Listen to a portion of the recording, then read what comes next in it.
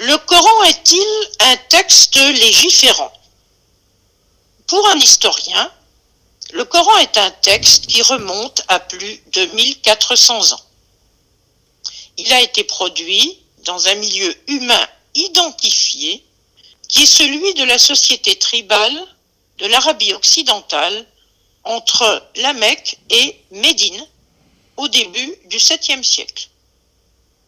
La stabilisation du Coran comme texte écrit est discutée parmi les spécialistes. Elle ne va sans doute pas au-delà de la fin du 7e siècle.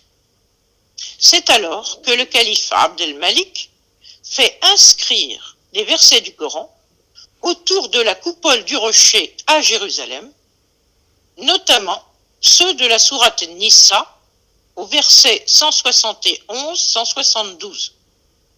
Il s'agit alors d'afficher, à la face de l'empire chrétien des Roums, les Byzantins, la doctrine coranique des rôles respectifs de Jésus et de Mohammed. On est en l'an 692.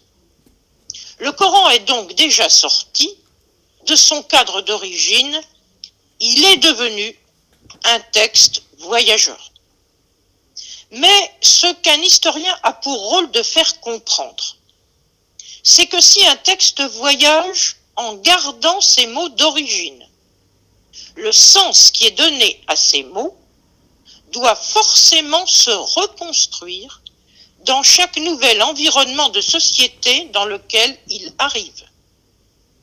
Même si les mots sont les mêmes, un homme de tribu de l'Arabie intérieure ne comprend pas la même chose que l'habitant de la grande cité d'un empire qui n'a jamais eu aucun rapport avec le monde tribal.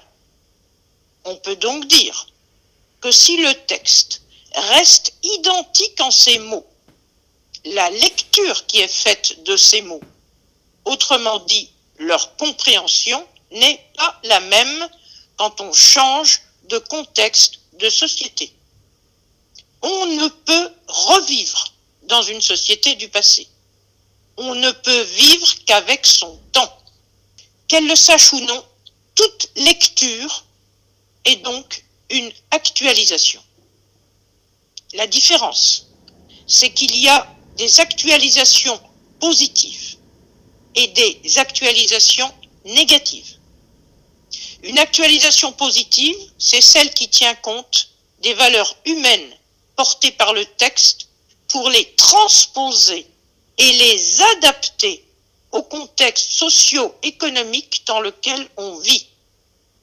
Une actualisation négative, c'est celle qui veut garder dans un contexte social nouveau des dispositions qui s'appliquaient dans un contexte socio-économique qui n'existe plus.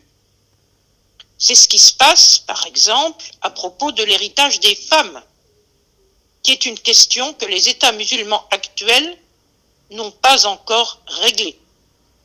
Un autre exemple serait la règle coranique du qisas, la règle tribale et coranique de la compensation du dommage physique. Elle s'appliquait au 7e siècle, dans une société qui ne disposait d'aucune instance judiciaire du fait de l'absence de toute structure étatique. Les litiges se réglaient directement entre les parties en conflit. Ce n'est plus le cas dans la société d'empire où ont été installés les tribunaux et les qadis.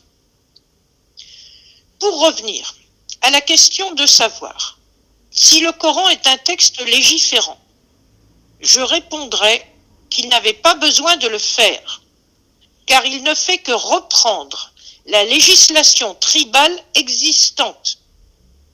Il s'agissait bien entendu d'une législation coutumière et non écrite que tous les hommes de tribu connaissaient. L'aspect légiférant du Coran se limite donc à rappeler les règles existantes quand elles risquent de ne pas être respectées. Si on se place d'un point de vue historique, c'est une totale illusion de penser que le Coran aurait inventé une législation nouvelle et inconnue de sa société. Le divin, en sa grande sagesse, aurait fait échouer politiquement son prophète s'il l'avait conduit dans cette direction. À très bientôt.